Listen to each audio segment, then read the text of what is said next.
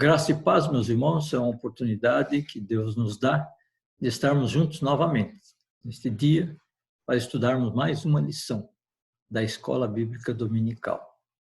Quero convidar vocês a participar deste momento e que em tudo nós possamos ser abençoados pelo Senhor. Vamos colocar aqui na tela a nossa lição, para que nós possamos acompanhar juntos e estarmos estudando nesse nosso momento. A nossa revista, ela tem como título Os Fundamentos Bíblicos da Família. A lição é a lição 9, Restauração para Casamentos em Crise. E eu quero pedir que Deus nos abençoe neste momento, no estudo da lição. Vamos orar? Obrigado, Senhor, pela oportunidade que o Senhor nos dá de podermos abrir a Tua Palavra e estudarmos de maneira que isso possa edificar nossa vida, que nós possamos conhecer mais profundamente os ensinamentos que o Senhor tem para nós. E mais principalmente, Senhor, nós possamos colocar em prática nas nossas vidas. E que isso seja uma bênção nas nossas casas, nos nossos lares. Oramos agradecido ao Senhor, pedindo que o Teu Espírito esteja presente, nos usando como instrumento nas Tuas mãos. Em nome de Jesus. Amém, Senhor. Muito bem, então vamos ver a nossa lição número 9, Restauração para Casamentos em Crise. Introduzindo, eu quero ler esse versículo 18 do capítulo 2 de Gênesis, que diz: Disse o Senhor Deus, não é bom que o homem esteja só. Far-lhe-ei uma auxiliadora idônea. Geralmente nós lemos esse versículo e é tão de praxe, né? E a gente não presta atenção o que Deus quis dizer com esse auxiliadora idônea, né? Então nós vimos que idônea, o significado dessa palavra, isso é válido para idônea, é adequado, né? É uma pessoa que foi feita, uma auxiliadora adequada, uma auxiliadora certa, né? Uma auxiliadora própria, é uma que convém perfeitamente, que tem condições para desempenhar certos cargos, certas funções, é apto, é capaz, é competente. E nós vemos que Deus não faz nada mal feito. Tudo que Ele faz é perfeito, né? E Ele, então, quis fazer para Adão uma auxiliadora idônea, uma companheira. Atitudes. Quais são as atitudes do casal antes e depois da queda? Antes da queda, quando Deus fez, Deus orientou, Deus disse o que um ia fazer, o que o outro, deu as instruções para eles, e eles foram trabalhar nisso. E viveram, nós não sabemos exatamente qual momento, quantos dias, mas eles viveram até que houve, né, a ação de Satanás, fazendo com que eles pecassem. E aí, então, aconteceu a queda. Aí nós colocamos dois comentários aqui. O primeiro, antes da queda, o que existia? Existia o amor, né? Que é sempre o outro tem razão. Sempre o outro tem razão. E depois da queda, aí Satanás já colocou no coração a discórdia.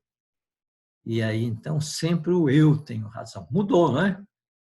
Quando o outro tinha razão, e agora não é mais o outro, agora sou eu que tenho razão. O versículo-chave desta lição é esse que está em Cânticos, capítulo 3, versículo 4. Salomão escreveu: Mal os deixei, encontrei logo o amado da minha alma. Agarrei-me a ele e não o deixei ir embora. Que lindo esse versículo, né? Eu encontrei logo o amado da minha alma. Agarrei-me a ele e não o deixei ir embora. Esse versículo fala interessante. E nós queremos estudar hoje com vocês algumas coisas sobre como eliminar, como cuidar da restauração de um relacionamento, né? Como é que poderíamos ter um relacionamento conjugal? E isso pode ser feito buscando em Deus condições para ser melhor cônjuge. E, se necessário, mudar o próprio comportamento. Se necessário, sempre conceder e pedir perdão. Isso é importante, isso é necessário. Buscar a Deus e provocar mudanças na sua própria vida. E nós começamos com esse ponto, que tem que ficar bem claro e importante para nós. Primeiro, conscientização da existência de crises. E o nosso objetivo é reconhecer que todo relacionamento conjugal saudável passará por crise. Vamos ver uns exemplos bíblicos. Gênesis 16, 3 a 5. Vou pedir para a Isolina, ela vai estar aqui do lado, ela vai ler para nós esses textos, tá bom? Então Sarai, mulher de Abrão, tomou a Agar, egípcia, sua serva, e deu-a por mulher a Abrão, seu marido, depois de ter ele habitado por 10 anos na terra de Canaã. Ele a possuiu e ela concebeu. Vendo ela que havia concebido, foi sua senhora por ela desprezada. Disse Sarai a Abrão: seja sobre ti a afronta que se me faz a mim. Eu te dei a minha serva para possuíres. Ela, porém, vendo que concebeu, desprezou-me. Julgue o Senhor entre mim e ti. Vejam que houve um desentendimento entre Abrão e Sara por causa de um comportamento. Ela, devido a não ter filhos, ela achou que seria bom. Entrega a serva para que o marido dela tivesse filhos e ela, então, fosse, né, abençoada por isso. Ela achou que isso ia acontecer. E não aconteceu, pelo contrário. Houve um desentendimento, né? A própria serva, ela passou a achar que ela era a senhora e não mais a serva. E isso trouxe a Sara uma certa irritação e acabou indo para o casal, né? É crise entre casais. Também em Gênesis 18, 15, nós temos um outro exemplo. Vamos ler, por favor. Então Sara, receosa, o negou, dizendo: não me ri. Ele, porém, disse: não é assim. É certo que riste. Vocês lembram desse fato, né? Quando o anjo veio e dizer para Abrão que ele ia ter um filho, ele mesmo já ficou meio desconfiado disso, porque, puxa vida, na idade dele, que ele ia conseguir, mas ele continuou ali firme, sério. E Sara, que estava escondida, ela riu. E depois, quando ela foi questionada por ter rido, ela disse: não, eu não ri, não. Ela mentiu, né? Então, já houve ali um princípio também de desavença. Gênesis 25, versículos 27 e 28. Outro exemplo. Cresceram os meninos. Esaú saiu perito caçador, homem do campo. Jacó, porém, homem pacato, habitava em tendas. Isaque amava a Esaú, porque se saboreava de sua caça. Rebeca, porém, amava a Jacó. Que papelão, né, irmãos? Que papelão. Como é que pode um pai gostar de um filho, a mãe gostar de outro? E aí, então, quantas vezes eles devem ter tido problemas entre eles por causa disso? Eu estava lembrando, quando estava lendo isso, de que na minha família nós éramos 9 irmãos, hoje nós somos menos, mas eu nunca vi meu pai e minha mãe demonstrar que gostava mais de um do que de outro. Nunca. porque eles tinham cuidado de que isso não acontecesse. E é o normal, é o correto. Mas ali, aqueles dois, né, Isaac e Rebeca, cada um escolheu um filho para gostar mais e demonstrar isso. Isaac gostava muito e tinha interesse nisso, por causa do churrasco que o Esaú trazia, né? E Rebeca de Jacó, que era a pessoa mais tranquila, mais mansa. E isso trouxe um resultado, uma consequência, né? Que foi a bênção trocada. Então, Jacó recebeu a bênção, a primogenitura, Esaú perdeu essa bênção. Por quê? Por causa do relacionamento dos pais com os filhos. E esse último exemplo está em Gênesis, capítulo 37, verso 3.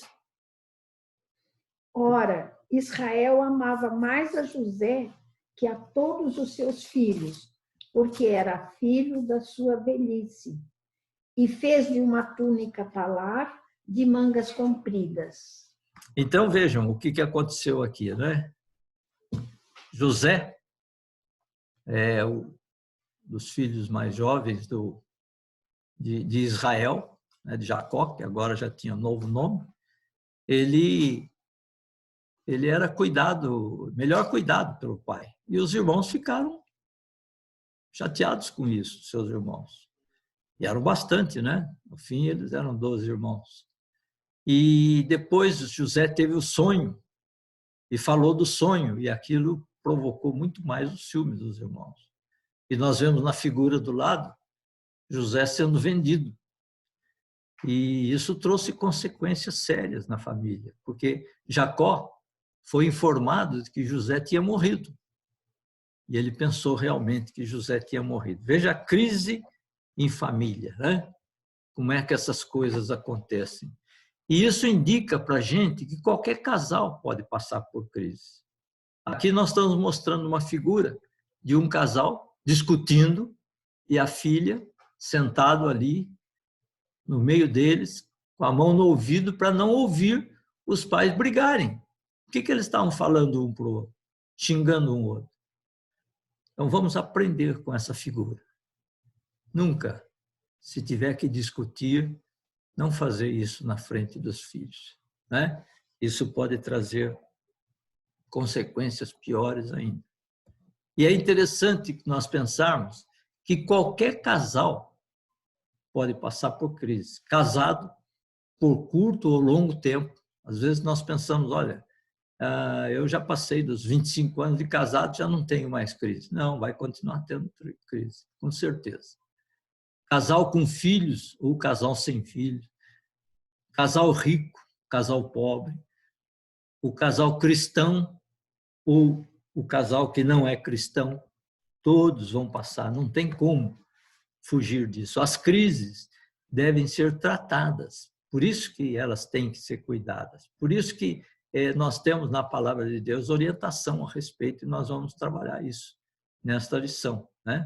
Se o casamento saudável tem crises, como evitar que essas crises levem os casais à separação? Esse é o ponto importante. Nós temos que estar preparados para isso e cuidar disso, para que essas crises não tragam consequências que depois não tem mais solução. Então, vem aqui algumas ideias, alguns pensamentos, né? O casamento do cristão está baseado em uma aliança. Essa é a primeira coisa importante que a gente tem que considerar, né? O que a aliança simboliza no casamento do cristão? A aliança usada na mão esquerda é símbolo de um pacto. É o compromisso entre duas pessoas que se amam. E ela é celebrada com Deus, em quem reside o quê? Todo amor, né? Todo amor vem de Deus. E é aí que nós temos um ponto importante do que pode afetar diretamente as nossas crises, né? Os nossos problemas do casamento. Malaquias 2,14, ele diz o seguinte: porque o Senhor foi testemunha da aliança entre ti e a mulher da tua mocidade. Vejam que interessante. Então, quando você faz um pacto, né, essa aliança, esse compromisso que você tem, esse contrato de casamento que você faz com o seu cônjuge, às vezes você não pensa que nesse pacto existe uma terceira pessoa. Essa terceira pessoa é Deus. E nós estamos nos referindo ao casamento do cristão. O casamento do cristão, ele tem sempre a participação de Deus. E ele é testemunha, né, do casamento do cristão. Por isso que nós fazemos as nossas cerimônias de casamento como sendo um culto de casamento. Porque nós estamos glorificando a Deus com o nosso culto. E esse é o ponto importante, o nosso relacionamento com Deus. E aí vem uma pergunta: o seu casamento foi baseado nessa aliança com a participação de Deus? Se foi, você tem muitos motivos para ter crises, porém passar para frente, porque Deus está com você. Né? Vocês que ainda vão se casar, estão preparados para ter o Senhor como testemunha do seu casamento? Isso é importante na sua vida. Pensem nisso. Vocês estão se preparando. Ou você pensa, né? E aqui eu botei entre aspas, o meu casamento é um dia especial para mim. Eu quero me lembrar, devido ao vestido que eu usei, né? As músicas que eu escolhi, a festa, a lua de mel. Qual é a importância que você dá? O que você quer lembrar, né, depois? Então, eu quero deixar aqui para você um alerta. Né? Pense, lembre que quando você se casou, Deus estava com você no casamento.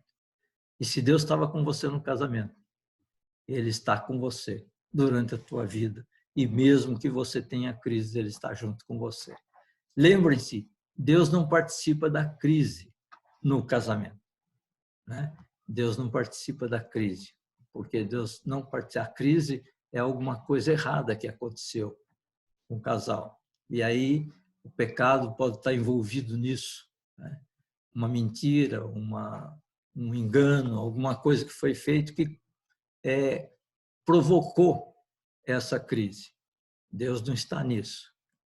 E Deus, se Ele participa do seu casamento, com certeza a crise vem, mas imediatamente ela vai embora. O outro ponto são as bênçãos da obediência a Deus. Que bênçãos nós podemos ter através do nosso casamento, não é? No Deuteronômio capítulo 7:9 nós lemos: saberás, pois, que o Senhor teu Deus, o Deus fiel, que guarda a aliança e a misericórdia até 1000 gerações, aos que o amam e cumprem os seus mandamentos. Vejam como é que é impressionante. Né? Nós vimos lá que Deus está e faz parte da aliança do casamento, faz parte da aliança. Né? E agora ele diz que ele guarda essa aliança, né? E a misericórdia até 1000 gerações, não é na sua primeira geração, segunda geração, na sequência, não é 1000 gerações. Mas de quem? Daqueles que obedecem os seus mandamentos. Então é importante a obediência para poder receber as respectivas bênçãos, né? Deuteronômio 7:12 diz: será, pois, que se guardares e cumprires estes juízos, o Senhor teu Deus te guardará a aliança e a misericórdia prometida sobre o juramento a seus pais. É isso aí. Eu queria que nós ouvíssemos a leitura dos versículos 1 a 3 de Deuteronômio 28. Vamos ouvir? Se atentamente ouvires a voz do Senhor, teu Deus, tendo cuidado de guardar todos os seus mandamentos que hoje te ordeno, o Senhor teu Deus te exaltará sobre todas as nações da terra. Se ouvires a voz do Senhor teu Deus, virão sobre ti e te alcançarão todas estas bênçãos. Bendito serás tu na cidade e bendito serás no campo. Vejam só, né, esse texto de Deuteronômio 28, as bênçãos que vêm devido à obediência. E se vocês continuarem lendo os versículos até o 14, né, desse capítulo 28, a enumeração de vários tipos de bênçãos.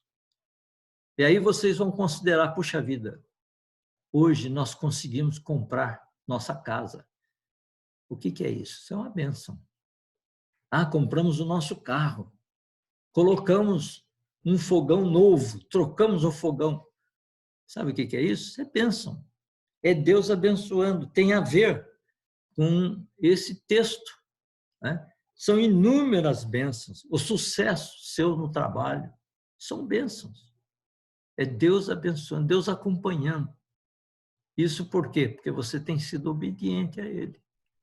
Porque as bênçãos só vêm se houver obediência.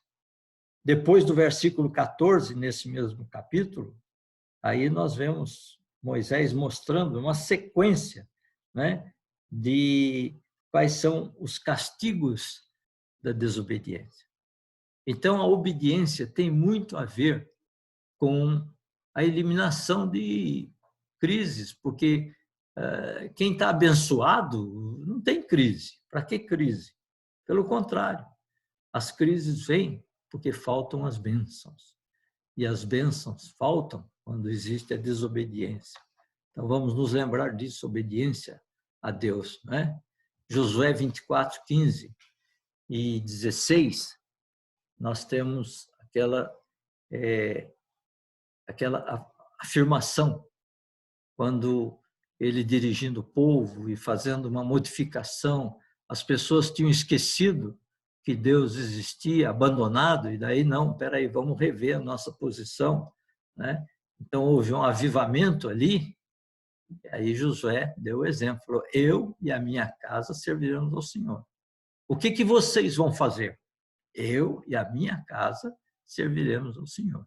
Longe de nós abandonarmos o Senhor. O Senhor estava sendo abandonado pelo povo. E ele, então, teve que rever essa situação, né?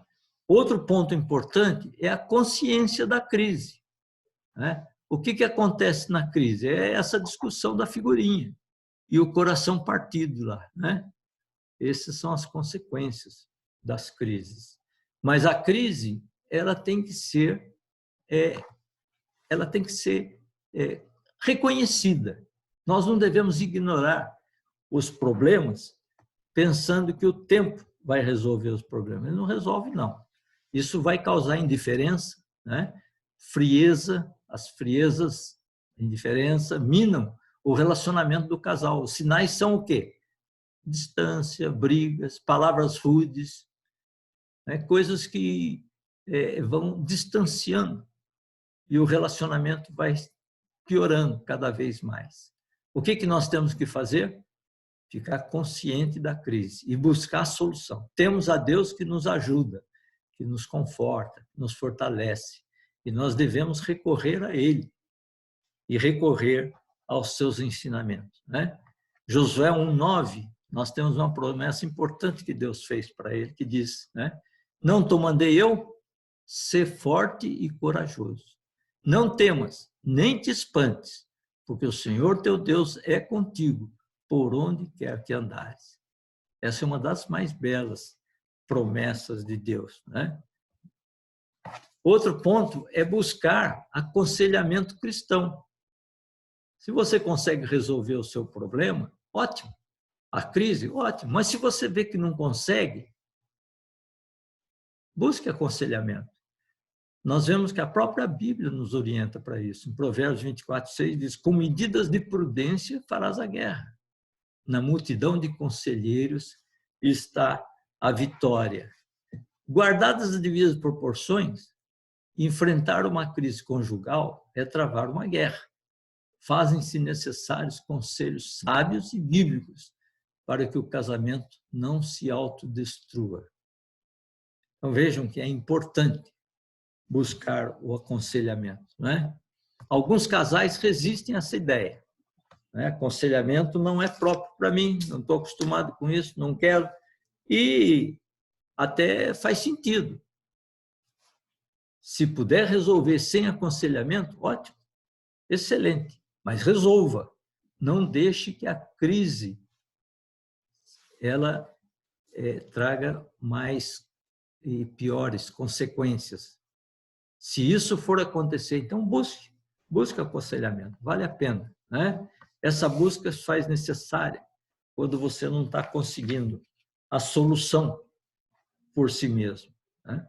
Há situações onde apenas um dos cônjuges se dispõe a pedir ajuda. Isso não é bom e dificulta qualquer possibilidade de solução. Mas, em último caso, pode ser feito, né? A ideia é que o aconselhamento ajude a encontrar solução definitiva para o momento de crise.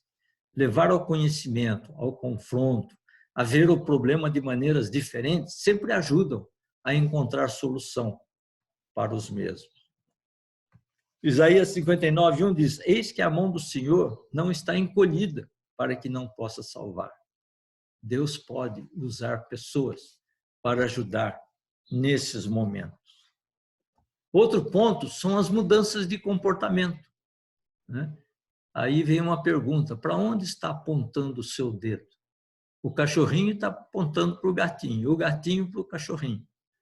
Ele não está apontando para ele mesmo, é claro. Nunca o erro é meu, o erro é do outro. Não é isso? Aqui nós vemos o casal buscando ao Senhor, né? Aí tem um conselho da palavra de Deus. E isso leva o quê? A confrontar os erros. Quais são os meus erros? É mais fácil ver os erros do outro e achar que o outro é quem precisa mudar. A parte que sofre com o comportamento do outro se acha no direito de acusar. E diz, né? A culpa é sua, não é minha. Mateus 7:3 diz assim: por que vês tu o argueiro no olho do teu cônjuge? Cônjuge eu pus aqui, porque é do teu irmão que está escrito lá, não é? Como é que você vê o argueiro no olho do teu cônjuge, porém não repara na trave que está no teu próprio? É importante esse texto. Ele mostra e nos alerta para o que nós fazemos de uma maneira costumeira e que não deveria ser feito. E isso é muito motivo de crise. Então, tem que levar à mudança de comportamento.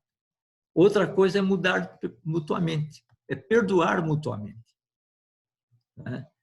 O perdão ele é importante no procedimento da eliminação da crise. Jesus Cristo, quando estava na cruz, ali, já com todo o sofrimento que ele já tinha tido, ele fala para Deus, né? Pai, perdoa-lhes, porque não sabem o que fazem. Muitas vezes nós temos que perdoar mesmo, sabendo que nós estamos certos. Perdoar faz bem.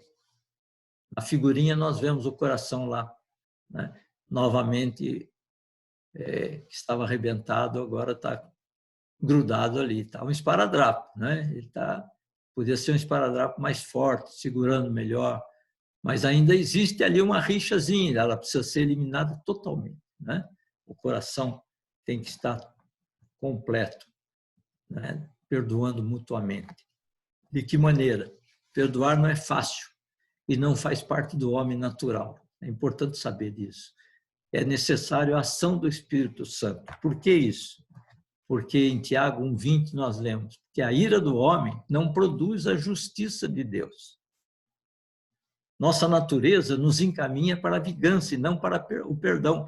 Meus irmãos, se vocês quiserem resolver um problema de crise com o seu homem natural, não vão conseguir. Vocês têm que usar o quê? É o seu novo homem, é aquele que tem o Espírito Santo atuando. Nossa natureza nos encaminha para a vingança e não para o perdão. Então, nós precisamos ter o Espírito para que isso aconteça. É importante na vida conjugal a existência do perdão e também a existência do pedir perdão. Não só de perdoar, como também de pedir para ser perdoado, né? Outra coisa é reaprender a amar. Como é que é o amor? vai passando o tempo, o dia a dia, os nossos afazeres, nossas atividades, e a gente esquece disso. É muito trabalho, é muita dificuldade. Então, quais são as maneiras que nós podemos buscar? O que nós precisamos buscar para reaprender a amar? Aqui nessas figuras nós estamos vendo o casal alegre, feliz, né? Um dando flores, ele dando flores, ela fazendo um prato especial. São maneiras de perdoar, é isso? De demonstrar perdão. Então vamos dar uma olhada aqui. Em 1 Coríntios, capítulo 13, nós temos a descrição do amor. Capítulo maravilhoso, meus irmãos. Como isso é importante na vida do casal. E esse capítulo é considerado, né? Porque o amor, ele é como se fosse o dom supremo. Todas as outras coisas passam, as outras aptidões passam, mas o amor não. O amor vai nos acompanhar até na eternidade. Então, isso é muito importante. Eu queria que nós lêssemos aqui 2 versículos desse capítulo, mas eu quero depois fazer um desafio para vocês. Vamos ouvir a leitura deles.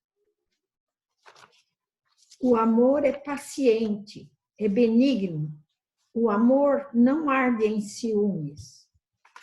O amor tudo sofre, tudo crê, tudo espera, tudo suporta. Vejam só, né? Então nós vemos que no nosso dia a dia as crises elas acontecem por causa da carência do amor e nós precisamos retomá-lo. Só por esses 2 versículos que nem são completos, uma parte de um e outra parte de outro, eles nos mostram que se nós lermos isso aí no momento da crise, nós vamos nos lembrar de coisas que tem que acontecer na nossa vida, tem que ser mudada. As nossas atividades diárias, com as buscas dos objetivos, podem nos nublar a visão e nos levar a esquecer que o amor precisa estar em primeiro lugar nos nossos relacionamentos. Então, eu vou fazer um desafio para vocês aqui. Por que você não coloca na sua agenda, ler esse capítulo uma vez por semana? Leia uma vez por semana. Se você está em crise, leia uma vez sozinho, depois convida a sua esposa, ou vice-versa, convida o seu cônjuge, né? A esposa convida o seu marido. Vamos ler esse capítulo aqui? E aí, com certeza, vocês estão com meio caminho andado para resolver o problema da sua crise. E para quem ama e está sempre exercitando o amor, o que acontece na vida desse casal, na vida dessa casa? Adeus crises. As crises acabam. Não existe motivo de crise se houver amor. É importante trabalhar o amor. Trabalha isso. Esse capítulo é básico para levar-nos a ver que muitas vezes os problemas são tão bobos, né? É um ciúme, é uma coisa tão simples e que a gente faz um cavalo de batalha e isso traz consequências muito ruins. Eu queria completar nosso estudo de hoje trazendo para vocês alguns itens, revisando o que nós conversamos, o que nós falamos, e também deixar aqui com vocês os desafios. Né? O primeiro ponto, você tem que identificar que está em momento de crise. É importante. Se você deixa e acha que não tem nada a ver, vai passando, cada vez mais vai esfriando o relacionamento. Então, não deixe que isso aconteça. Segundo ponto, a aliança que está no dedo tem a participação de Deus. Lembre disso. Ah, está em crise, espera aí. Eu não estou sozinho. Não sou só eu e meu cônjuge. Deus está junto. Ele faz parte disso aqui. Vamos colocá-lo aqui para nos ajudar a resolver essa crise. Com certeza, isso vai ser resolvido. Terceiro, aqui nós temos as bênçãos da obediência no casamento. Como é bom receber bênção de Deus. Como é bom receber bênção de Deus. Né? Poder dizer para as pessoas, eu estou sendo muito abençoado. Que bênção, que maravilha. Nas nossas coisas, nas nossas atividades. Então, isso tem a ver com obediência. Possivelmente você está numa crise porque possivelmente está desobedecendo. Em alguma coisa, em algum lugar, tem alguma desobediência nesse processo. Então, vamos eliminar a desobediência, vamos trazer de volta a obediência. Né? O outro ponto é confrontar os erros. Espera aí, vamos verificar isso. Eu estou pensando que é erro do outro, mas é meu. Vamos confrontar isso, vamos acertar esses detalhes, né? Perdoar e pedir perdão é um exercício muito impressionante. E é difícil, não é fácil, não. Tá perdoando e pedindo perdão. Reaprender a amar seu cônjuge. Beleza, isso até é gostoso, viu? Isso traz momentos gostosos, agradáveis. Eu acho que até seria bom não esperar crise, não. Faz isso. Mesmo que não está em crise, né? Rever como é que está o seu procedimento no amor com relação ao seu cônjuge, né? Reaprender a amar seu cônjuge. E não esquecer nunca, nunca, dessa frase, né? Até o quê? Até que a morte nos separe. É essa. A nossa vida é essa. É até que a morte nos separe. Eu vou encerrar contando para vocês, né, de um casal, irmãos nossos, que nesta semana está completando 54 anos de casado. Que benção, né? 54 anos de casado. A Hermínia e o Paulo. Eles podem dizer para vocês, se vocês quiserem saber, pergunta para eles, né? Como é que é a sua vida de casado? Quantas crises vocês tiveram? Ou não tiveram nenhuma? Eu duvido que eles não tenham tido nenhuma crise, com certeza. Mas está aí um casal que está presente, faz parte, né, da Igreja de Cristo, são ativos. Que bênção, que alegria, né? 54 anos de casados. Que Deus possa estar abençoando eles nessa semana que é aniversário de casamento. E que eles sejam exemplos para nós. Tá bom? Que Deus os abençoe, então. Que Deus cuide, dê uma boa semana. E se você sentir que tem alguma coisa que gostaria de perguntar ou compartilhar disso que você ouviu hoje, pode nos procurar através do WhatsApp, através do telefone, né? O presbítero Vasconcelos, que também é professor da classe, a dona Ana Barnett, pode ligar para nós, nós teremos prazer em poder atender você e conversar, tá bom? Que Deus nos abençoe. Vamos orar? Vou pedir para a Isolina, que ela está aqui do lado, que ela ore a Deus, agradecendo por esse momento de aula e que nos abençoe.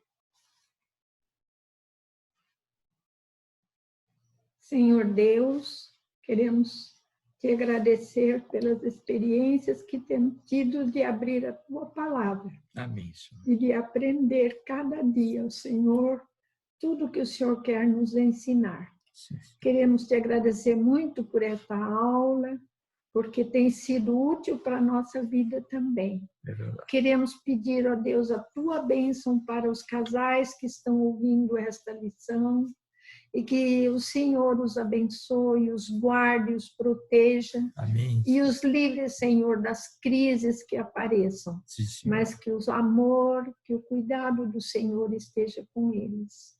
Agradeço, Senhor, imensamente por esta oportunidade e que o Senhor nos guarde, em nome de Jesus. Amém. Amém. Amém.